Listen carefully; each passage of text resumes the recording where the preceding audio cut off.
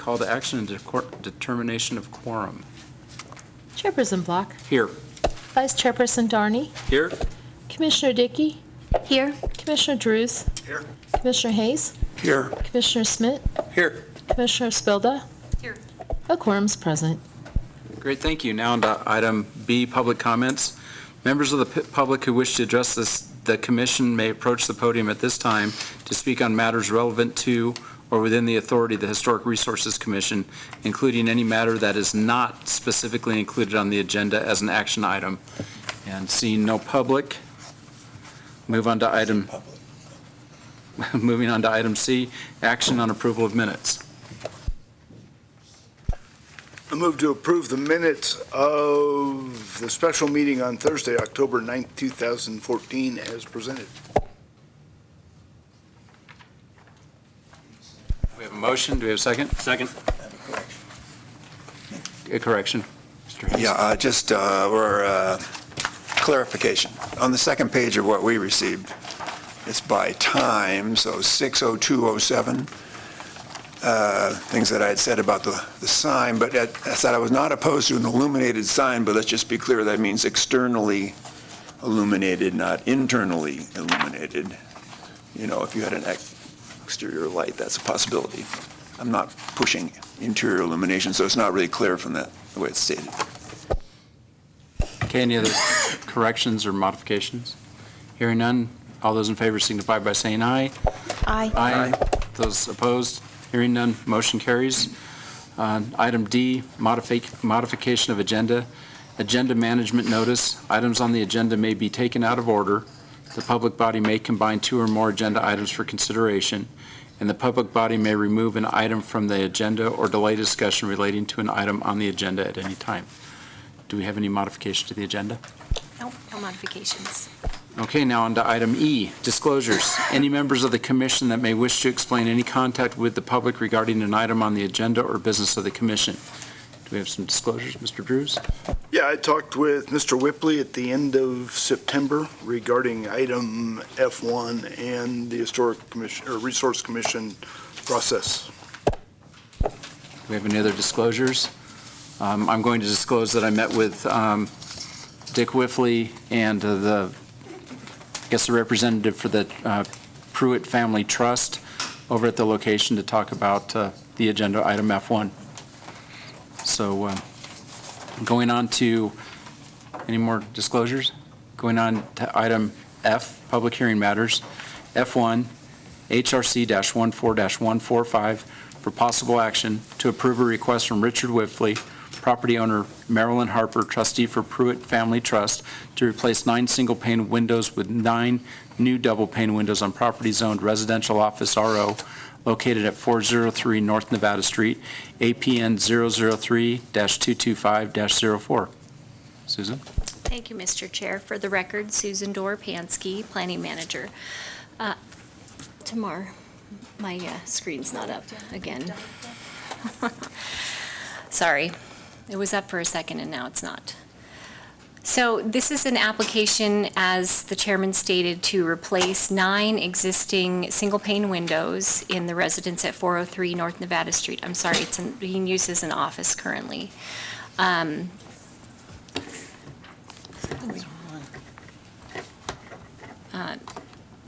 Sorry, just bear with us for 1 second.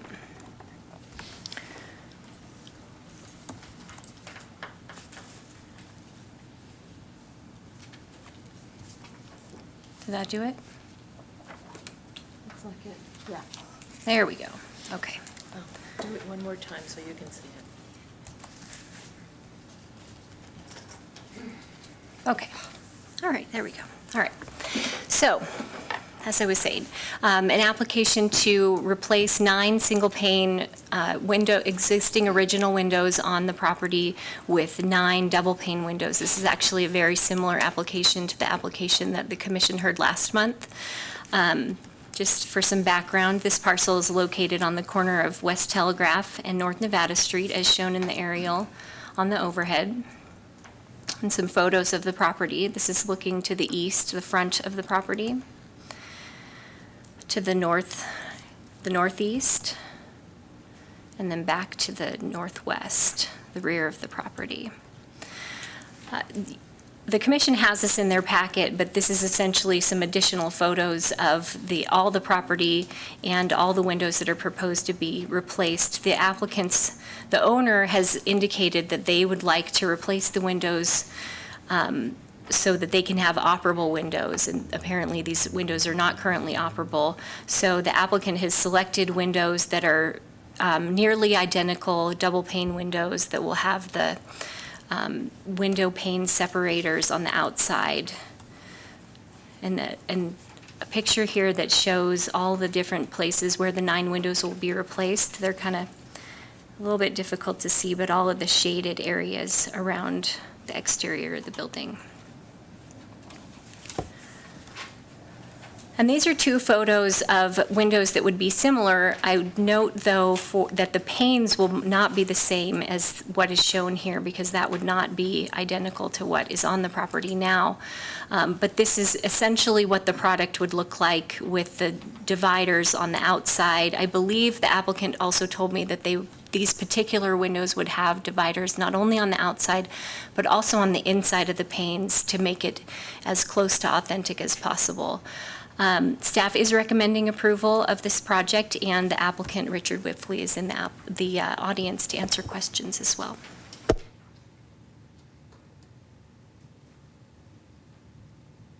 Mr. Whiffley, would you like to come up and state your name for the record? For the record, Richard Whippley.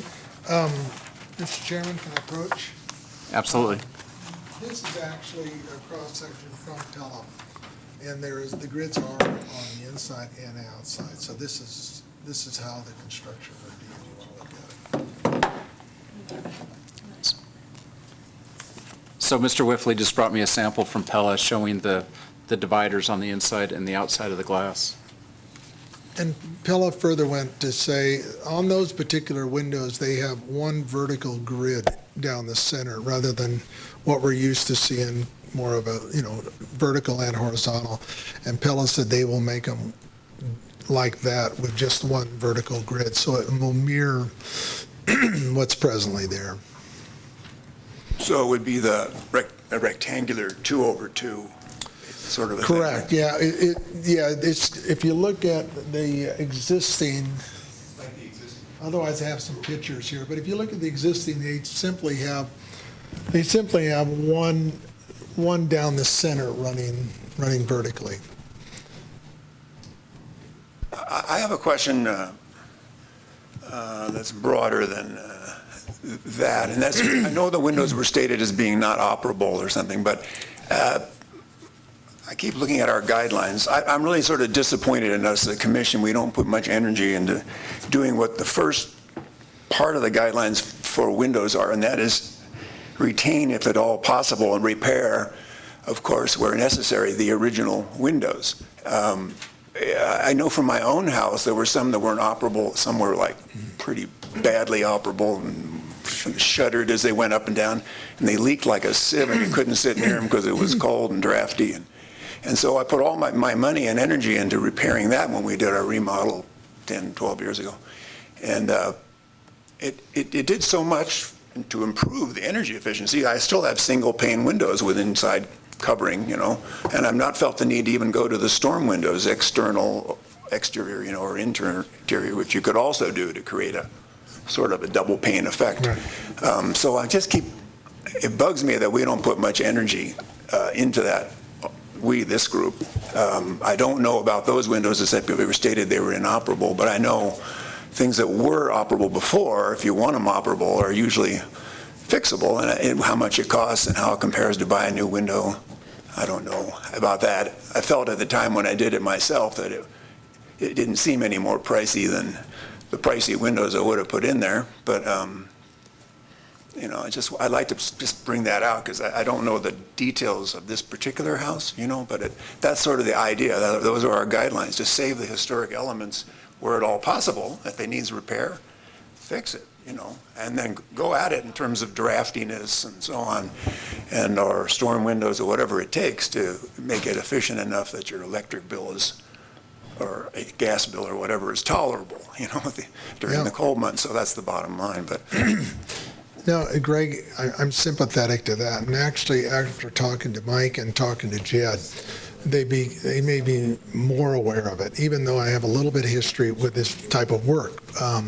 They may be more aware of it. And I had talked to the applicant at first before we even approached it. And I wanted to keep the job as simple as possible. I'm not trying to generate more work. I'm not trying to do that. And so there was a lot of good reasons to leave the windows in, as you've said. And what you brought up is really important. I can't get the wave of the windows anymore. That's gone when they're gone.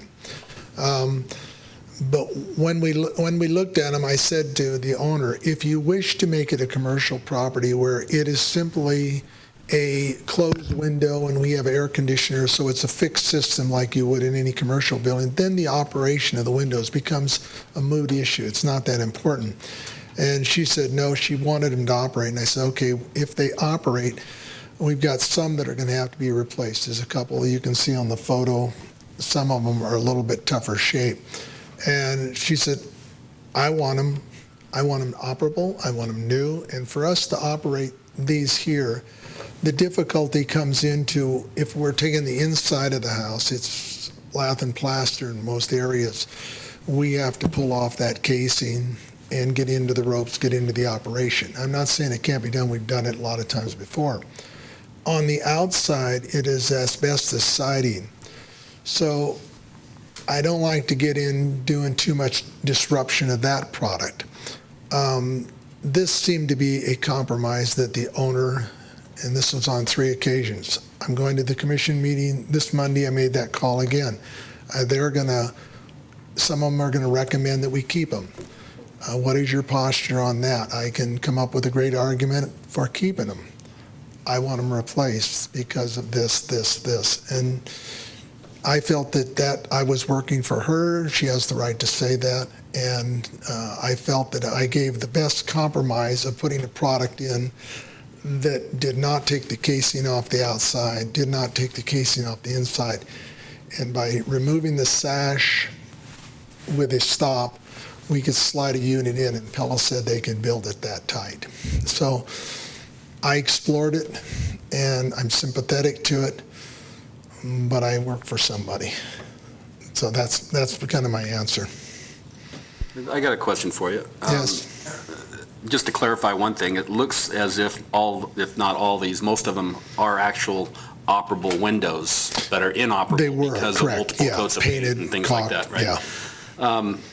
When you're going to install the new unit, you're just going to remove the top and bottom sash. Are you destroying anything of the old window frame? I mean, in other words, could it be restored back to?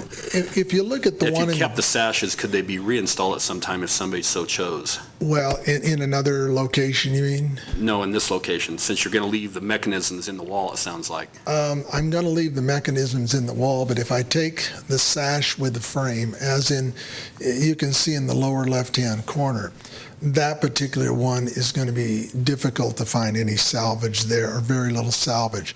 But if I take the sash out with the frame of the sash and just remove the stops, my thoughts are we're going to remove the stops, pull the windows, the glass, and their frame out, and then Pella will fit in that, go in that position like that.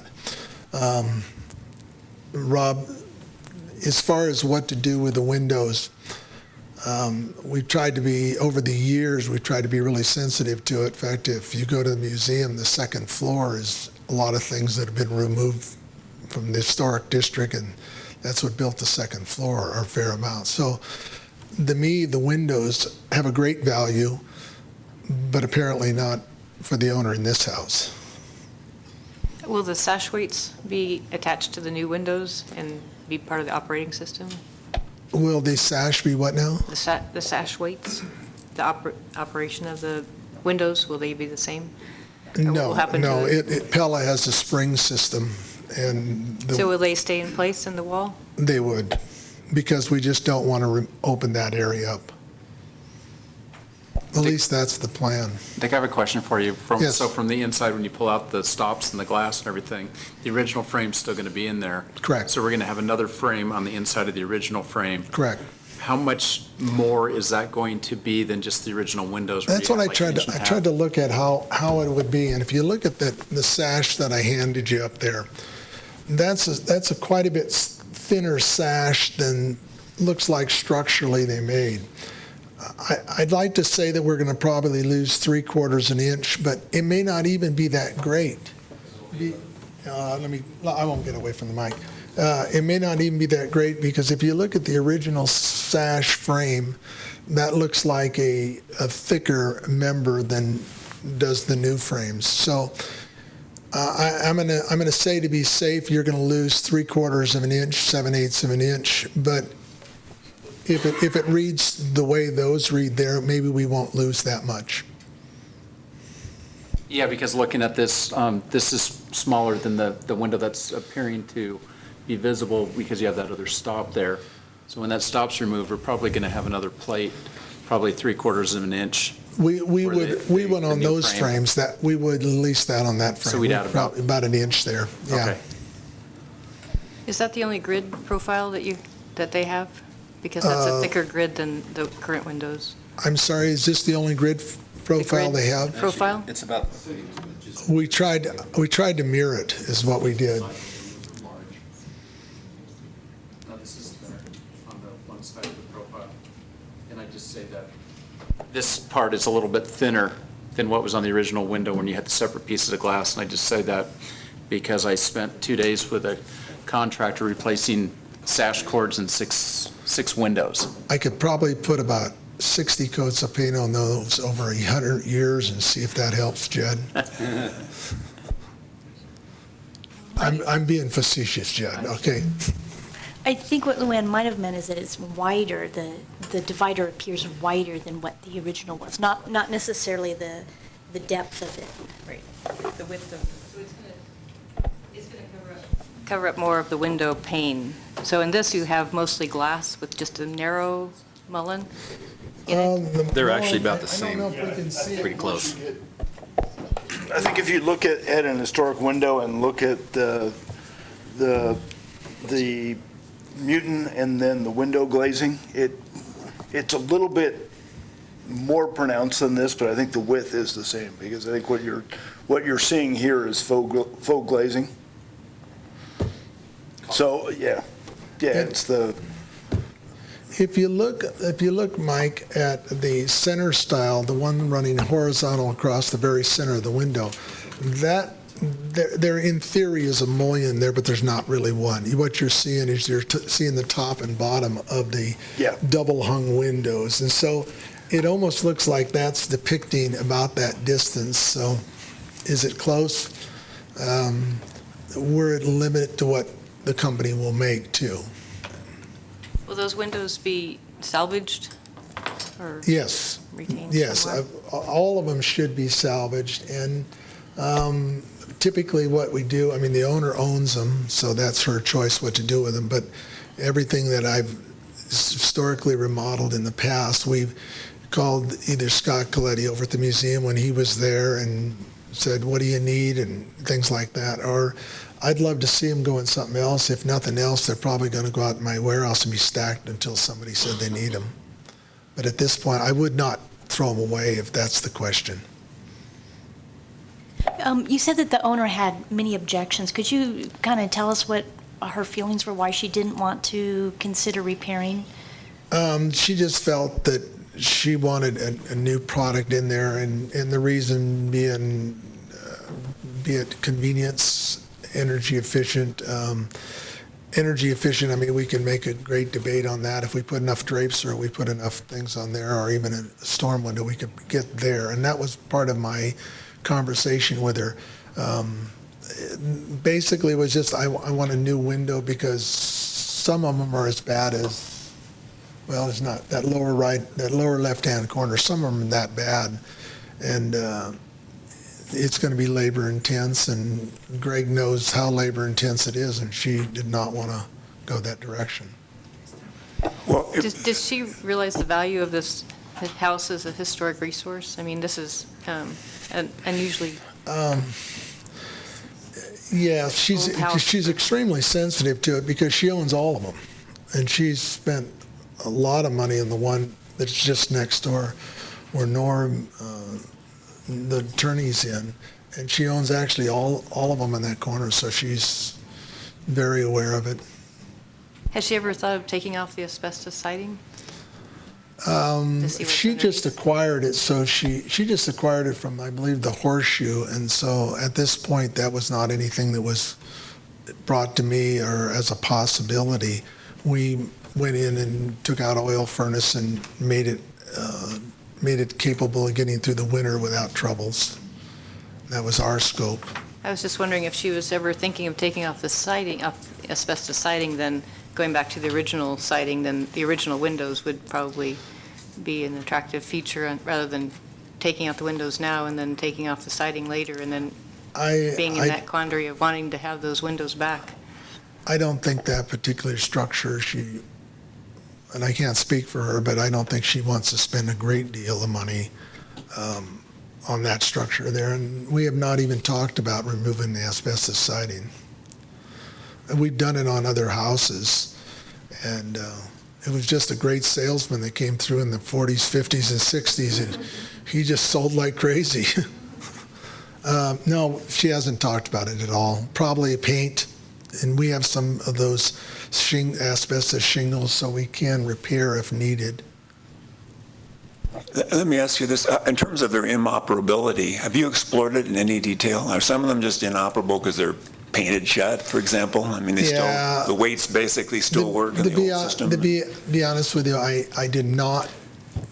We fiddled around with one, probably our best one, and it was on the front side, and fiddled around with like a putty knife and fiddled around to see what's there. Until I have them really operable, I can't tell if the weights are intact or not. But I would be surprised if the cotton rope was still intact at this point. And for me to get access to it is pull the siding off the inside, pull the casing off the inside. So that was an area she didn't want to go. Dick, Well- I think there's an inspection cover, because I've unearthed them in all of my windows, where you have to take out the glass from the inside and the center stop. And then it's one screw and it's mortised in, and you can get to the weights without pulling any of the casement off and things like that. But I think where we kind of are on this, you have a contractor here that's very sympathetic to the district, and you have Maryland that's put an extensive amount of money into the district. If it were my property, all the windows would be operable, all the sash cords would be fixed, because I'm getting pretty good at that. On my house, my 9 6-foot by 6-foot high, 6'6" windows, it's about $30,000, but to put vinyl shutters, it's $4,800. But what we're dealing with is a property owner that's elderly, taking care of family, is here part-time, and that's what she wants. So we have to determine if we're going to allow her to do that or not. And as you look, the windowsill that you were looking at on the north side, Greg, it's all three-piece windowsills. I mean, you've got the frame, the sill, and that outside part can be rebuilt. It can all be remade. There's people that still can make all those windows brand new, single pane. But we're kind of up to, Dick's presenting this for his client, and the client is basically said that, hey, I want brand new stuff because I want it to last longer, and I'm guessing that she doesn't want to have to mess with it ever again. And she's approaching my dad's age, so she's... But I mean, some of these windows may be so bad that a new one is clearly the logical choice. But in terms of the commission's work, I mean, the fact that someone once knew and it's more energy efficient is not the way we start, you know? That's what they want, and that's, you know, those are their feelings on it, but that's not a good reason, really, initially. If they can be reasonably easily made operable, and I realize it gets trickier if you don't want to invade the genuine lath and plaster on the inside, for example, or the exterior. or that asbestos thing staring at you on the exterior. This is a tougher assignment, I guess, but still, it's like this. You shouldn't just like heave out the history just because I want new, because then they'll last longer than I'm going to last, and that's that. Like a 50-year roof, I'm done. kind of a thing. It's just, I mean, that's not our orientation. That's not why we're coming up, having these meetings and sitting here, I don't think. We're trying to save the historic elements if at all possible, but still, Yeah. make some sense and don't ask for unreasonable things cost-wise, et cetera. So trying to balance it out. But, it's frustrating to me to not give it a little energy and see if you can find a way into those weights. I mean, whatever you were describing, Jen. Well, as far as I'm sorry. Is there any chance that she would maybe replace a few of the windows, but not all of them at this one shot, and maybe see if we could work with I think as operation? close as we try to match the windows, when we put a window in, I think that's the new signature. And if less one's on a north side, one's on a south side, that becomes the visual signature. And for me to do a new one on the left window and an old one on the right window, it's going to scream at you. So are there ones that are they worse on the north side, for instance? Well, typically the south side is the side that's going to get most of the weather, and those are the worst. There's some you can't see it very well, but they have sagging sashes there in some of the windows. And then on the north side, we have a particular problem because they had one of the little shed roofs dripping on there, and that's what caused a lot of the massive damage on this one on the lower left. And not trying to insult the house, because I mean, you look at each house and you try to save as much as you can and try to. And the district is a big patchwork quilt, but when I look at houses, this is not the great. It's been bastardized a fair amount of times, to put a better word for it, Greg. If you go around to the back side, there's a lean-to that was put on probably in the 50s, 60s. That's not terribly attractive, but the asbestos doesn't make it anything better. And I'm not making excuses for it. I'm not saying, God, my house is ugly, so let me do it. I'm just simply saying this is not the poster child for. This is not the Bliss Mansion. Okay? Still, personally, I'd like to see some effort, particularly in the most publicly viewed areas, to preserve the old if we can, and deal with the energy issues in other ways. I can just represent what my client wants, Well, and, when we look at this stuff, you can insulate, you can drill and fill in the walls, you can put insulation in the attic, which you're going to recoup your money out of. My personal residence, all the windows do work now. They were all inoperable. 95% of the sash cords were broken. You can still buy sash cord. They didn't use a chain. Doesn't appear to anything that I've done. Then my office building, they were all screwed and caulked shut, and that is so energy efficient, it's within 3% of having to vent out the house, or to vent out the office. And it is commercial. From what I learned with working with Woodworking Specialties, that any of these things can be replaced, rebuilt, repaired, fixed, and you can still use them. If we're going to, the precedence has kind of been set, and our hands have kind of been tied in the past when we've allowed windows, we being the commission, maybe not the individual members that are on this commission now, but we have the Stewart Nye House that they replaced all the, Capital Glass replaced all those windows. We've got some precedents that I think we need to be careful of, and I agree with you, Greg. By all means, I would do everything possible in my means if it was my house to save the windows, because they're definitely salvageable, savable.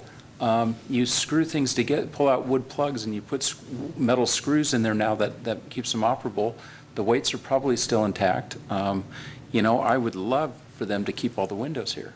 And, it's up to us to decide whether we're going to let Mr. Whiffley's client, who's the applicant, have these new windows or not.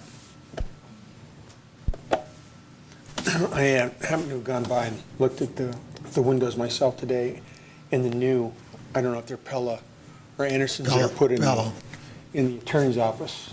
Oh, those are 15 feet Anderson. away. I'm sorry. I think they are Anderson. I don't know if they came here, but the thing I've seen us do since I've been on here is we've had people take out steel windows, and we eventually cave and see them put in vinyl, with capital glass, where we all assisted that poor lady. What impresses me here is that the effort that was made to go to a national company to spend a lot on a window that's in a restoration mode, to create a window that's going to match what's being taken out of there. And that width going there, I wanted to mention, is probably a little bit wider than you have there. So this is actually a little bit narrower than, I hadn't seen the sample till tonight. But what impresses me is, instead of having a cave, we've got somebody that's gone out and found a restoration window that can be put in there that will be modified to match what's there, that gives them what they want, but also attempts to maintain the character and the historic significance of the window that's in there. And I'd just like to say I commend them for going out and doing that extra work instead of coming in here and asking us to do it for them. They brought us a great product in a way that we can probably address that and keep the context of the building.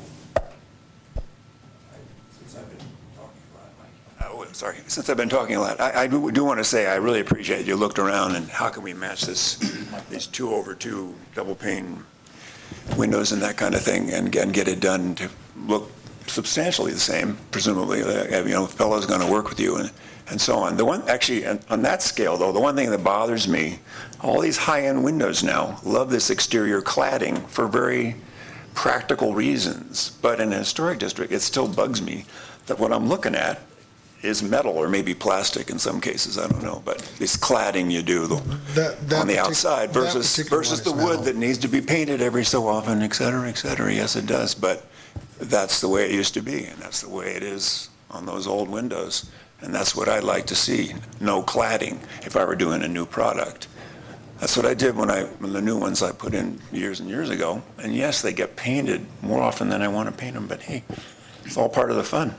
Let me add to that a little bit. I kind of agree with both you and Don in a lot of their subject, but one of the things I want to see if we can think through on this is that these buildings are occupied. They're continuously occupied.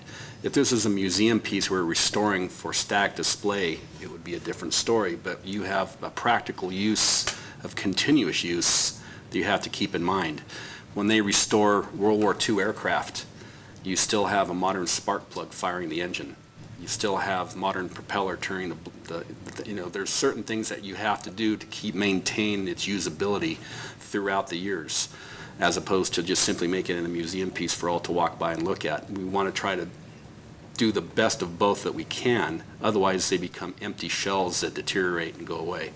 So in that said, one of the other questions I was following that line first of replacement, if you were to take the sashes out and replace the windows and kept the sashes, could they at some point be reinstalled if someone so chose?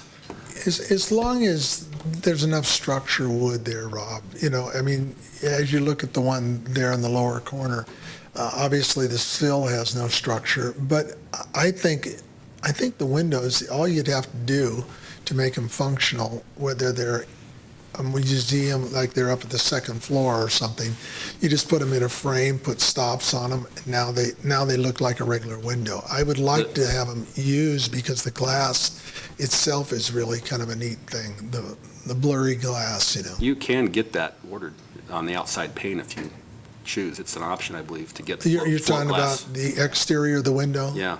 Yeah, I don't think I would ever order that. I've seen it, and they make all kinds of stuff. I mean, Bottle glass, I think we've they done call it before, but it's just something.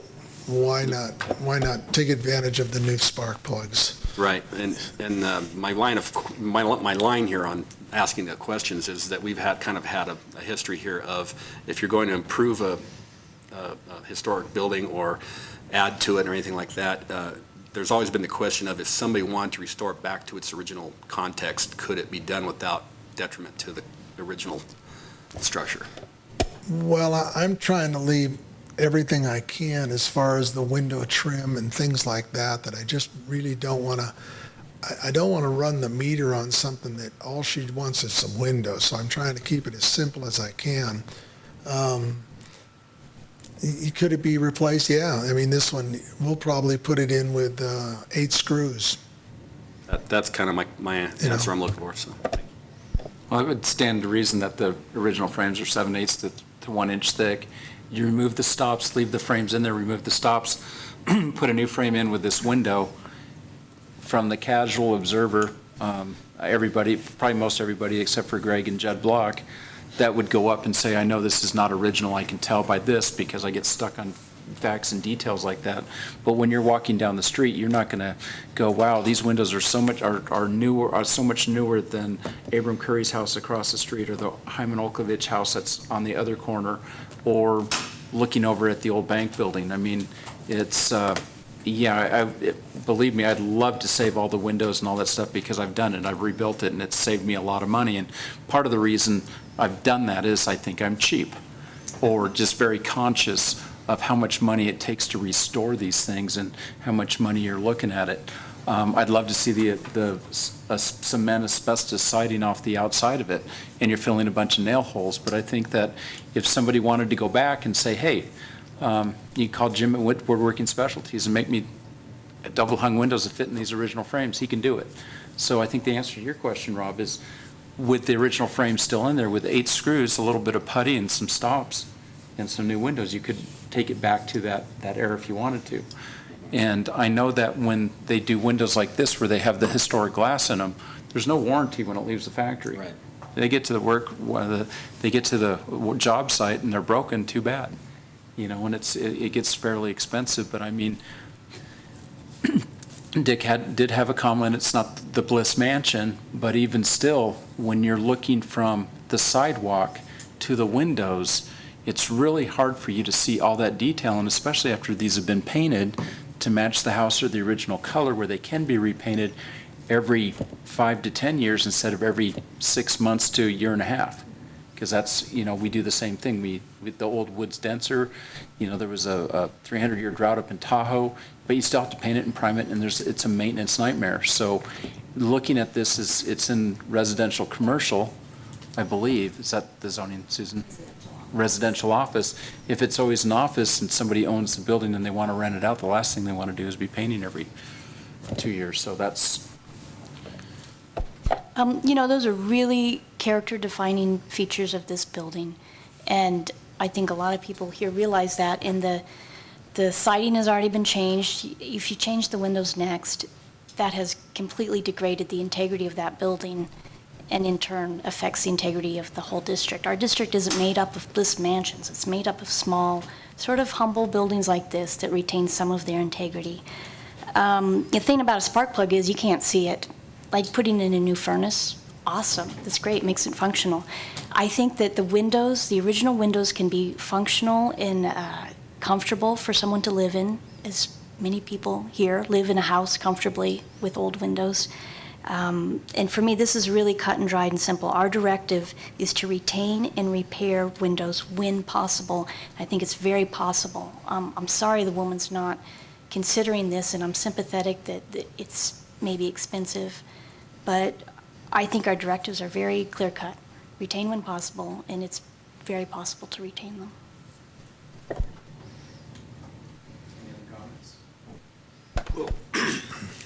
I think it's a good discussion to have. I think we need to make everybody aware that there are alternatives to taking out windows and putting new ones in. I'm not sure if I agree with your comment about this being the last straw that totally diminishes the integrity of the building. It certainly affects it, but I think from a distance, it can be acceptable. What I hate to see is for people to start thinking that I'm never going to buy in this district because I can't do anything. Instead of spending $5,000 to replace windows, I've got to spend twice as much to get a craftsman to repair it the way that a real restoration professional would. And I think we need to, you know, in an ideal world, it'd be great to do what this commission really sees as the best possible way to make these windows operable and satisfy the Secretary standards, the HARC standards, and everything else. I mean, if we follow it to the letter, then we repair it. But at the same time, I don't want people that live within the district to think, I can't do anything, I'm not even going to bother anymore, I'm gonna let these things rot, they'll fall apart, and walk away from it. So it's not the best solution. I mean, if you look at Old House Journal, you'll see Pella and Anderson advertisements for replacement windows right along with replacements or remodeled or new sashes, remanufactured sashes and wavy glass and everything else. So, yeah, it's an ideal. It's something that we should strive for. It's something that every applicant who comes in for a window replacement should be aware of. But I think we have to have the latitude to approve windows that are a quality window, that meet the appearance and in some regard comply with our standards. I have one comment, I just want to pick up on that. The other fear I have is that people will just not come in. They'll just replace the window. And that creates, I think, a bigger problem for us. The little lady from San Jose, you know, that went on for over 6 months. And, yeah, and truly, people go in and start replacing these windows unless somebody walks by and sees it. They're just going to do it. And I'd rather that they come here so that we can have these discussions with them and make sure they went through the efforts that Mr. Whipley did on this particular one. So just going down to Lowe's and buying a vinyl window and sticking it in because it kind of looked like the old one. At least we have an opportunity to have the dialogue with them. Let me add to that, Don. Actually add to Mike's comment that that's why I brought up the part about can it be ever replaced, put back to how it was if one so chose. If someone came along and wanted to restore this house and get rid of the asbestos siding, replace the siding, at that time, they could restore the windows fairly simply as far as replacing those sashes and taking out the newer windows, if they so chose. And that's really the bottom line I was getting at here, is that option is still available. We are not doing anything or making any decision by letting them replace these windows that would procure them not being able to at some time restore this house to its original condition and type. If you remove the windows and they go to your storeroom or unless they're sitting in the basement of this, and then in 50 years someone decides, hey, I'm going to take that building. I mean, it just seems like infinitesimally small that the original windows will be put back. And if you don't have the original windows, you're going to replace them with a high-quality replacement window, which is what you have. So I don't get what the point of So do you think she would be consider leaving the front 2 windows on the west facing by the front door, just to leave 2 original windows and then replace all the other ones, so that we would have the original window in there in case somebody wanted to restore the house back to its original condition? Are you saying leave the 2 windows on the west side? Is that what you're saying? I guess you would have to also I don't think of know. it from terms of the inside. If you're going to do 2 in the front, if there was a 3rd one in that room, you'd probably want to do that also.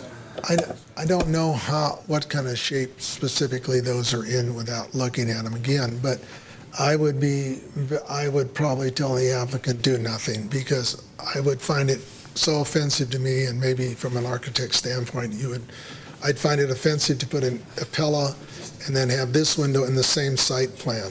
Now, I'd be agreeable to replacing the 2 street front sides, because the east side, which is that lean-to addition, those are newer windows. They're not even significant to our conversation.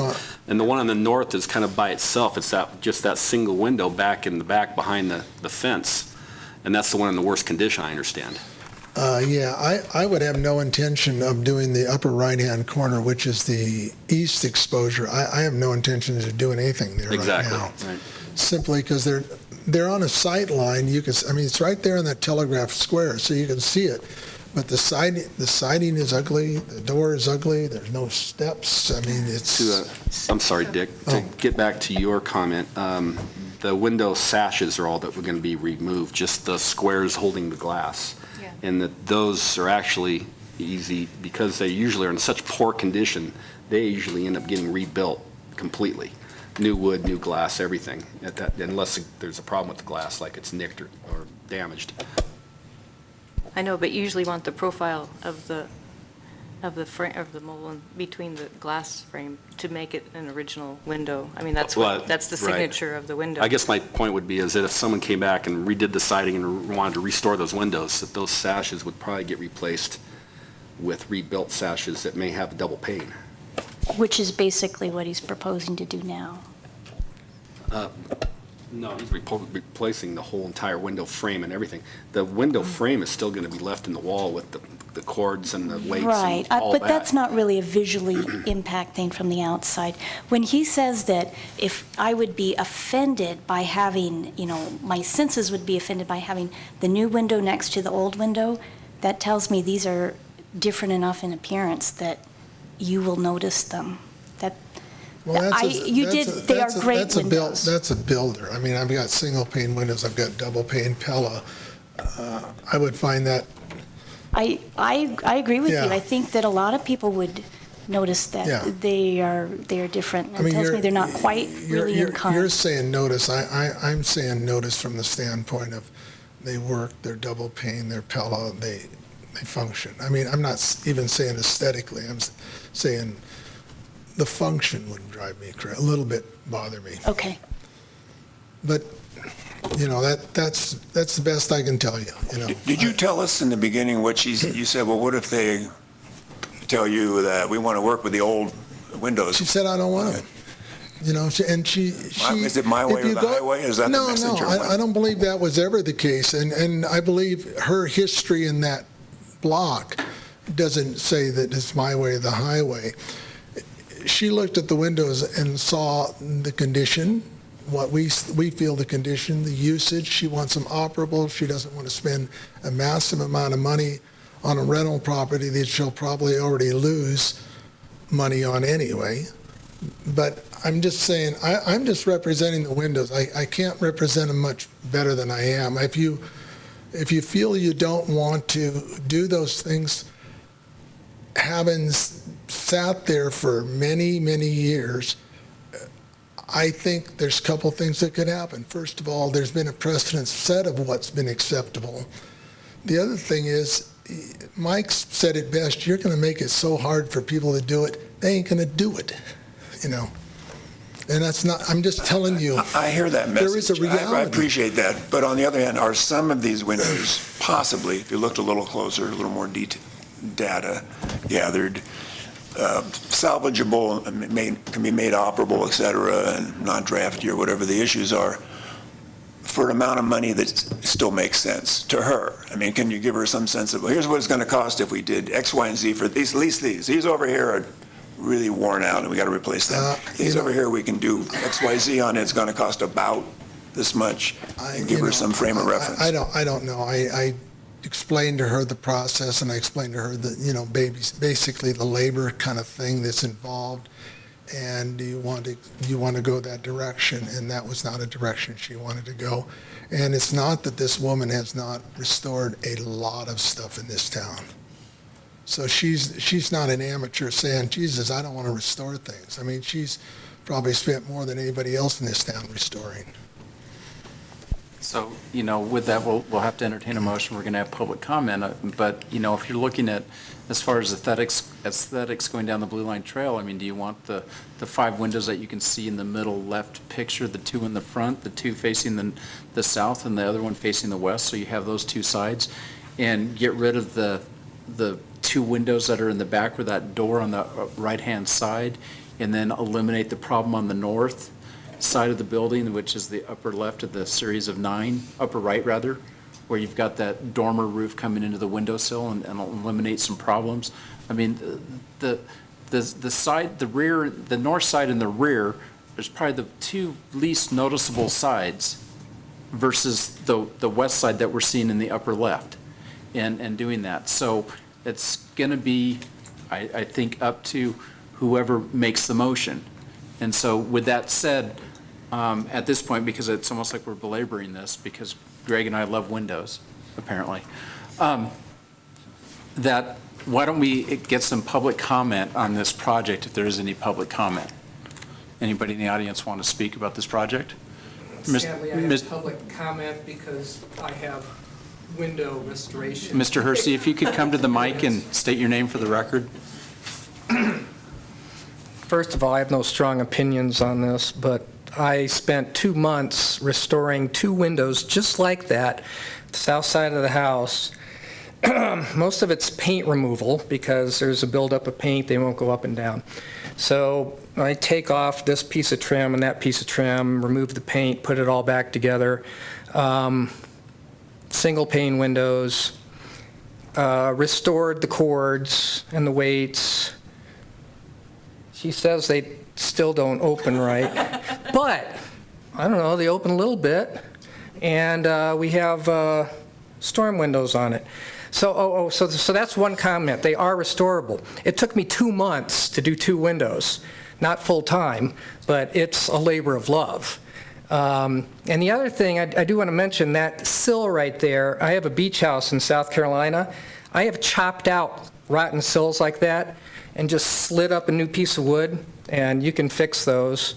On my house, since the rot's not really that bad here in Carson City, I sanded it all down, took out the bad parts, put Bondo over the top, painted it, and it's been fine for 10 years. So there's ways to fix that thing too, but at the same time, if you put on a window that's new, that looks almost exactly like the old window, and who cares? Thank you, Mr. Hersey. Any other public comment? Mr. Brunneman.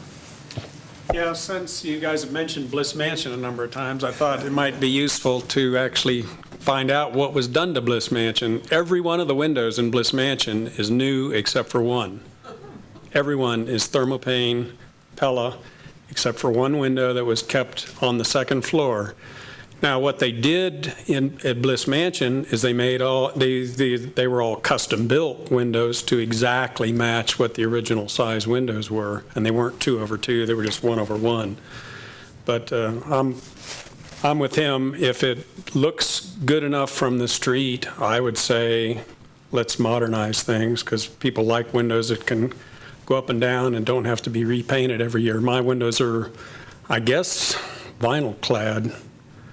I haven't looked at them recently, but every single one of the windows is a new Pella window that was put in 1995. And you're holding Bliss Mansion up as an example of a good restoration. So think about that. Dick, I think you might remember too, isn't that upper story on the Bliss Mansion a new addition? Weren't you there? No, I think it was, because Dick was on the... They raised the roof and They added 3 feet to the upper floor. I believe they added 3 feet to the upper floor, because Dick and I were both on the commission when they started that, and it was open for 2 years, and our demolition by neglect ordinance is a direct result of that project. I'd like to make a motion, I'll entertain that motion. and since it's written so nicely. I move to approve HRC 14145, a request from Richard Whiffley, property owner, Marilyn Harper, trustee of Pruitt Family Trust, to replace 9 single-pane windows with 9 double-pane windows on property zoned residential office located at 403 North Nevada Street, APN 003-225-04. Based on the findings and conditions of approval outlined in the staff report, the standards and guidelines for rehabilitation, the Carson City Historic District guidelines, and consistent with Historic Resources Commission policies. I have a motion. Do we have a second? I'll second. Any discussion on the motion? Any public comment on the motion? Is that correct? Any public comment? Seeing none, all those in favor signify by saying aye. Aye. Aye. Aye. Any opposed? Nay. No. Let's see, 4 in favor? Period. Counting right? One abstention, 2 noes, and 4 yeas. So it looks like the motion carries. Yeah. Thank you, Mr. Whiffley. Appreciate all your time and effort on this. And, as I've said in the past, if you have any other projects that deal with windows and they want to come see how I've restored mine, they're more than welcome to come by. I want to say thank you, but, the discussion was really important to have, as Greg and Elizabeth brought up, and it was an important discussion to have. And, the preservation thing, I think it was important that it was out there. Okay? We appreciate the product that you brought to us, too. I mean, I'm sorry? We really do appreciate the product that you brought. Oh, okay. Oh, I Thanks, didn't Dick. take it?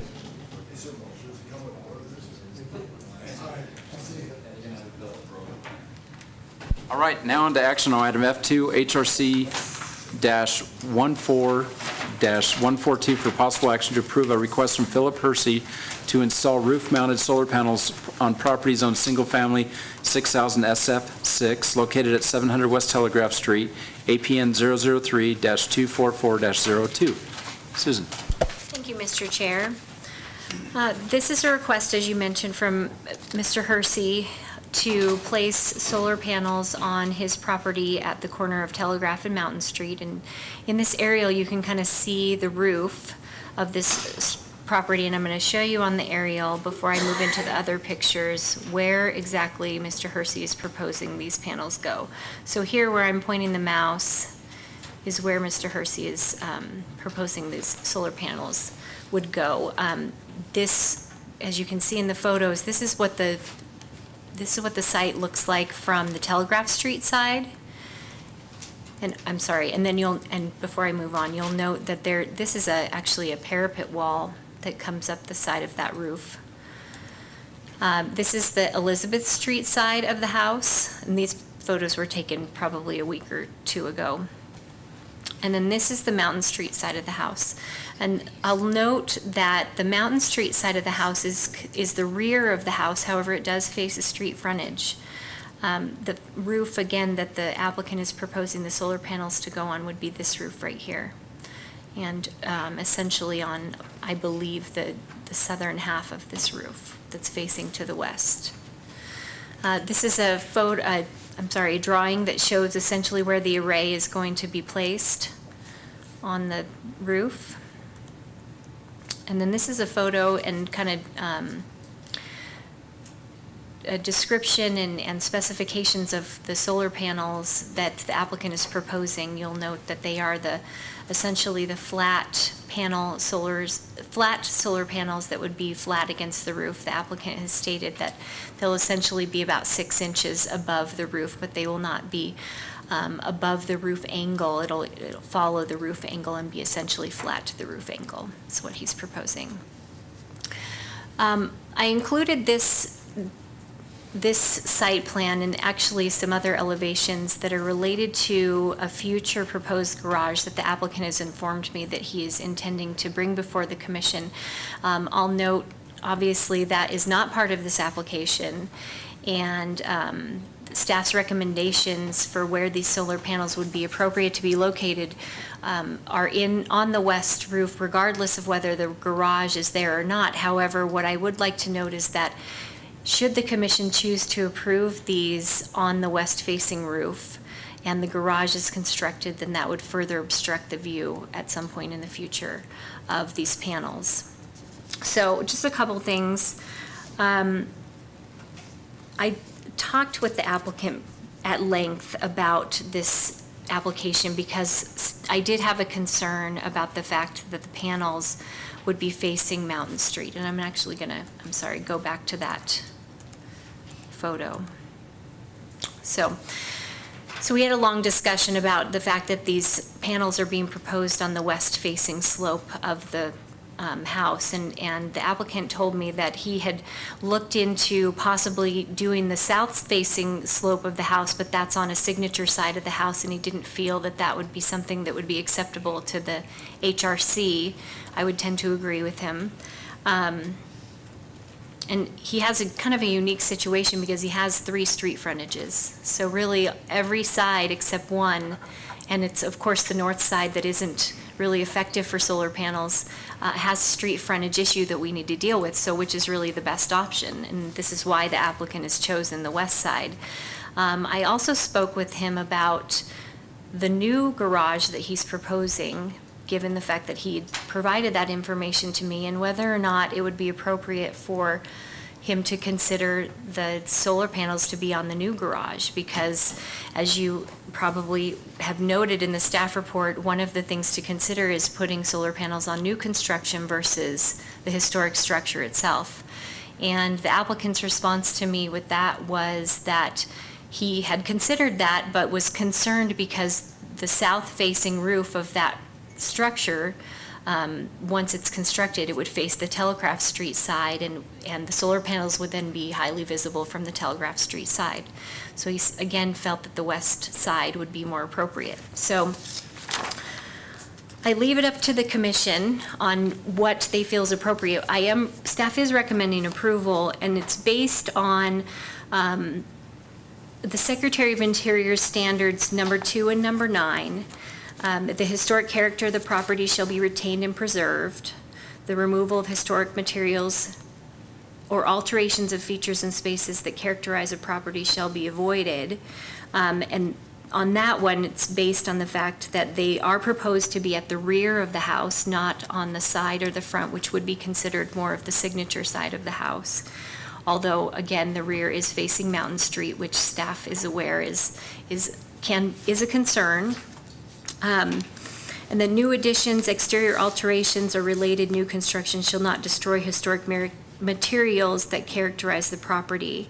And this is being proposed on an asphalt roof that staff doesn't consider to be historic. So the destroying of historic materials, I don't believe applies in this case.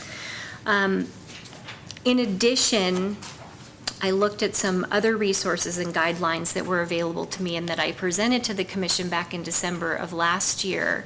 Guidelines that are at the national level through the National Park Service and also from the National Trust for Historic Preservation, because we don't have good standards right now in our code. And we've had discussions about that before, and it is on staff's list of things to do to modify the code. However, until staff is able to do that, the direction that we had received from the commission back in December was to use the guidelines that were available to us at the time.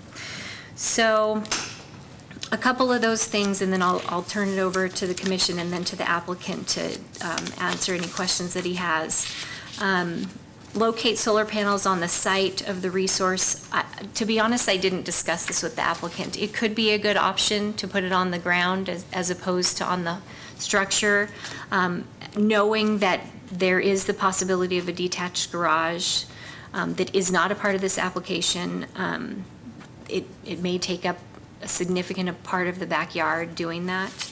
Locate solar panels on new construction. I kind of mentioned my discussion with the applicant about that as well.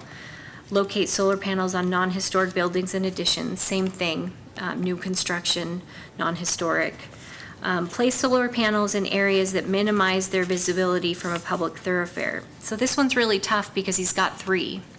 So it's kind of like, which one is the best option of the 3 that we're looking at? And he selected the Mountain Street side because it is the rear of the property. Avoid installations that would result in permanent loss of significant character-defining features of historic resources. Again, because the applicant's proposing to install it at the rear of the property, staff feels that that's the best way to minimize the loss of character-defining features. Avoid solutions that require or result in removal or permanent alteration of historic fabrics. It's being installed on asphalt shingles, so staff doesn't consider those to be removal or permanent alteration. Require low profiles. The applicant is proposing low profile. Flat roofs, that section doesn't apply. Avoid disjointed and multi-roof solutions. And the applicant isn't proposing disjointed or multi-roof solutions. He is not proposing an exact rectangle because, as you can see in this photo, there are a couple areas where the parapet casts a shadow across the roof. And so to maximize the effectiveness of the panels, the applicant has elected to propose having a few of them not be installed as a part of this installation. So it essentially is kind of like an L shape. And ensure that solar panels, support structures, and conduits blend into the surrounding features of the historic resource. So the applicant didn't really provide me with a whole lot of information on conduits and support structures, but I have put a recommended condition in related to that to make sure that they blend. And as it relates to previous historic structures and solar installations that have happened in the past, I have also put a recommended condition that the solar panels shall not extend beyond the peak or the bottom edge of the west-facing roof. Now, you could take that one step further if the commission chooses to do so and say it can't extend beyond any edge of the roof. However, on the south side is the parapet wall, and then on the north side is this change in roof line. So I don't believe that the panels would be able to extend beyond them regardless. So staff is recommending approval. We have received, since the writing of this report, 2 emails from concerned citizens. One is the owner of the property that's directly west of this property, the Hansons. And the other one is a concerned citizen who is related to the Hansons, also has the same concerns, given the fact that this is on Mountain Street. So I'm happy to answer any questions. Mr. Hersey is in the audience as well to answer questions if you have them. You guys have any questions for staff? A question. I have whatever it is, a statement or a question. I've been considering this for a while. I mean, we had the 10 guidelines from the National Trust for Historic Preservation worked into our packet. So even though we don't have guidelines per se yet within the city, we have that to fall back on. So the first thing they want you to do have relevance. They want to put the panels on a non-historic structure if they can. But they also want them to be situated where they're less visible to the public. So we got this tricky situation where it's a very exposed kind of property with, in multiple directions, it's fairly visible, right? It's you don't really have a giant backyard that nobody can see. So I've been tussling with this myself. I mean, my first thought was, well, build the garage and stick it on the garage. I mean, our very first one we approved, the Edwards house, it was placed on the newer addition behind the old historic structure. It made it a lot easier to approve that. And number 2, I should point out why that looks good, I think, is it's sort of black on black. I mean, I think like a lighter roof and then all that black, it's much more apparent. If you have or consider having a darker roof or a black shingled roof or near to that or something, and then all this black paneling and conduit and stuff, it blends in more. Let me just interrupt for a second. Let's let Phil come to the podium and state his project, because it sounds like a lot of what you're saying might be questions that you have for Mr. Hersey. Surely. Okay, Mr. Hersey, would you like to come to the podium, state your name, and tell us about your project? Phil Hersey. And I think I got the inspiration from the Edwards house that it may be possible to have solar panels in the historic district. This is the rear-facing side of my house. Awkwardly, it does face Mountain Street. There was the issue of it not facing south.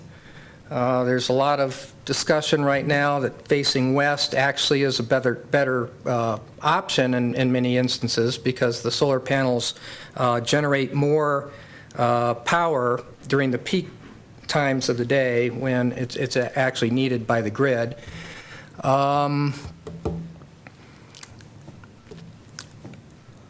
Yeah, the light-colored roof.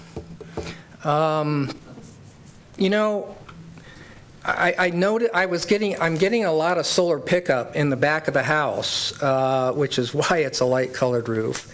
I had awnings back there trying to shade the windows from picking up the west sun.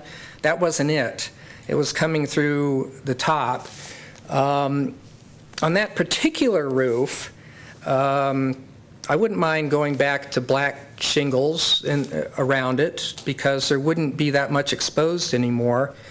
On the other side of the roof, I've been looking for a good composite reflective shingle, and there's really not one yet. They reflect like 30%, and that's not very good. I might ask, I know this is a submission, but on that left side west-facing roof, what would the possibilities be of maybe a standing seam tin or copper? I've got tin roof on the front of my house over a bay window. So I'd be willing to do something to make it look nicer. Oh, and then there's the thing with the garage. You know, I only have this carriage house, basically, and I like to do stuff, and I've got every tool known to man in this little tiny carriage house. I have no more space, and my yard is starting to overfill with all kinds of stuff. So then I thought, well, this is the back of the house, it's not the signature side, kind of sort of doesn't look that great anyway. I wonder if I couldn't build a 24 by 24 garage behind there. If I did that, it would totally shield the solar array. Well, we can't address that at all in this point because that's not on your application. And we can't go on the theoretical that, yeah, maybe someday I might, because oftentimes you might move or sell or maybe might not. On this photo that we see here, when did you paint both western faces white? I drove by there today and noticed that. Yeah, a couple of years ago. A couple years ago? I took a garden sprayer and some water-based stain and just kind of sprinkled it and made it a lighter color. God, I would have seen it was a lot sooner than that, but anyway. I know we can't discuss the garage right now, and I understand that it would block those solar panels if you put it there. But it seems to me if you were, I believe you want to have that agendized for a special meeting in December. Yes. And well, putting it on, if you had the gable facing Mountain Street and you put that solar array on the Telegraph Street side, but were to set it back from your property line there, it would be real similar to the Edwards house, where it's set back from the structure, it's completely separate. The Telegraph, the biggest concern I have is the one that was brought up with the letters and Mountain Street, and how this changes that view. And that one of the criteria that the National Trust has is minimize visibility from a public thoroughfare. And that is an important thoroughfare in the historic district. If you set the garage back, put it on the south-facing roof, you've got infill on the other side of Telegraph, you've got apartments down the street, and I think it's a lot less intrusive on that side than it would be on the north side. And you might actually be able to get a bigger array, you have a bigger roof, you don't have the issue of the parapet shielding some of it. So I'm just wondering if you'd be interested in bringing the whole package back at another meeting so that we could address maybe some better ways to accomplish that. I kind of didn't think you guys would like it because as the Edwards house, it's going to be very, very visible from the street. It's going to be a newer structure. It's going to be very visible. Whereas if I build the garage and I put it back there, much, much less visible, but I don't know what the criteria are for what you guys like or not. I might prefer it on the garage, maybe.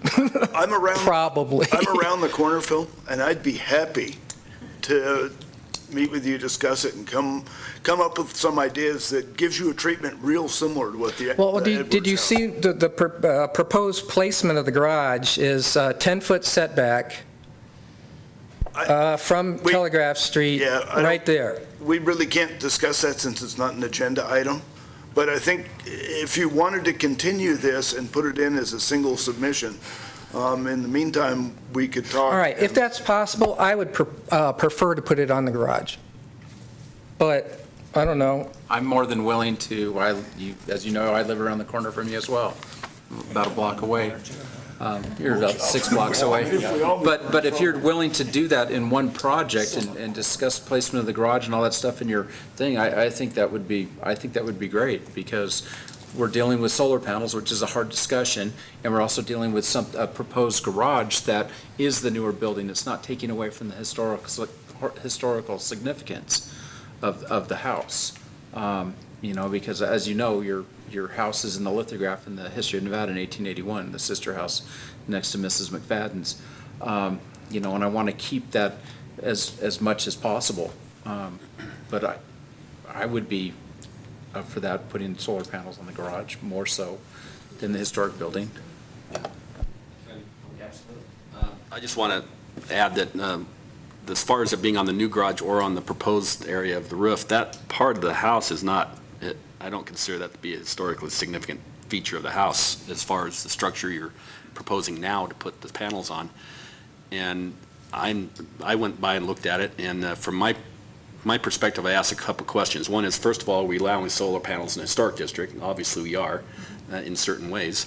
Second, the visibility from the street's a big one. I think it'd be more highly visible on that new garage, whether it happens or not, as opposed to having it here, because this is flat on a fairly low sloping roof. If you were to replace the black shingles like we were had offered an opinion on, that I think would even significantly reduce its effect on the neighborhood.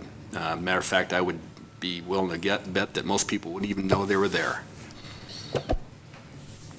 Well, yeah, I think the idea of a package deal is the thing that attracts me. Put it all together. I mean, maybe it's possible that it's better to put it where you're proposing it right now, in the context of a new garage that's shielding it from the Mountain Street side, because Mountain Street's the more important street if you're going to pick one of those two streets. That's a really important street in terms of historic structures, let alone the governor's mansion down the street, but some wonderful, wonderful structures on that street. So Mountain Street's sort of like job one in terms of taking care of things, it seems to me, but it's your backyard, so how do we wiggle and jiggle and work with that? Well, and also keep in mind that, composite shingles are newfangled too. So it already doesn't have a historic roof on it.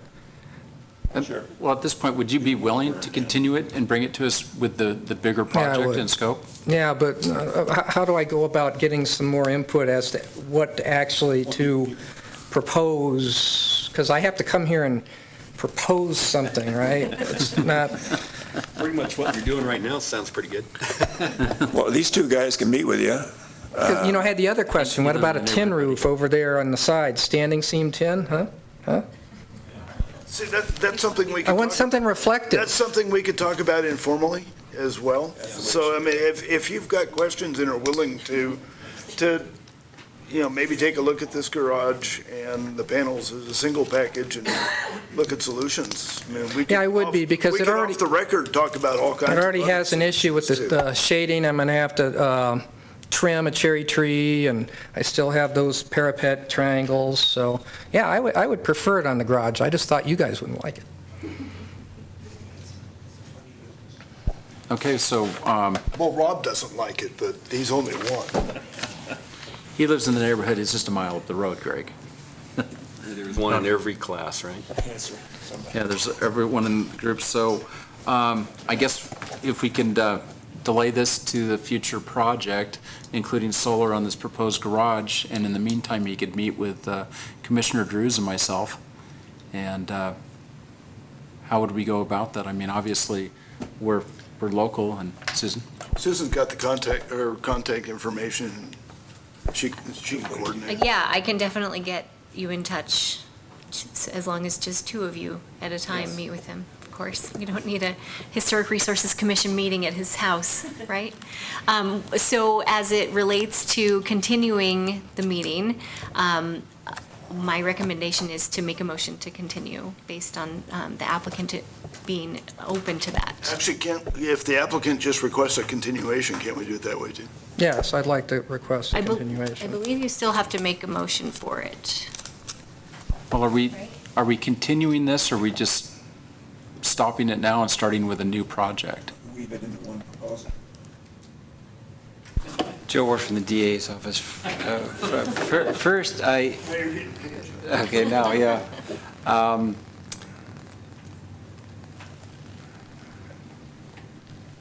When Susan mentioned two at a time, I want to make it clear that you can't have serial communications with a quorum to circumvent the open meeting law. And I know you all know that. And two, I think for the record, it would be nice to go ahead and just make a motion that, based on the discussion that you've had, that this matter should be continued to the next meeting. And to follow up on that, instead of having him submit a new application, it would be a revision to the existing application that we have here. So doing the motion to continue allows it to move forward without the risk of hitting up against that 60-day window where it would automatically become approved. especially since Mr. Hersey is so willing to work with you. We definitely want to make sure we get that. Joe Ward from the DA's office, in that vein, and in light of the 60 days, it may be smoother because of the uncertainty of getting this back on track to get the applicant to consent to withdraw this item and simply bring back a new item with the entire package for this body to consider. How's that work for you as far What's as the the cost of the complication of package? application? There is no cost for historic resources review, and I'm fine with that option as well. He doesn't have to come up with a completely new package, though, right? He can still use the same drawings and We can everything. still use, sections of what is here as well, and then he would just add to it based on whatever the discussion is that he has informally with some of the members. Yeah, what I would need, I guess, is some indication, should I then move the solar array to the garage and then submit it? Because I don't think I can come back and ask for, well, option A or option B, or maybe I can. I Actually, you don't know. can. You can, yeah. All right, well, That would be part of our discussion, would be the two options of which roof was more conducive to the installation. or I'll just write it up as Yeah. to either way. You could then. phrase your next application as placement of solar arrays and not be specific. And we can discuss whether we put them in the garage for that matter.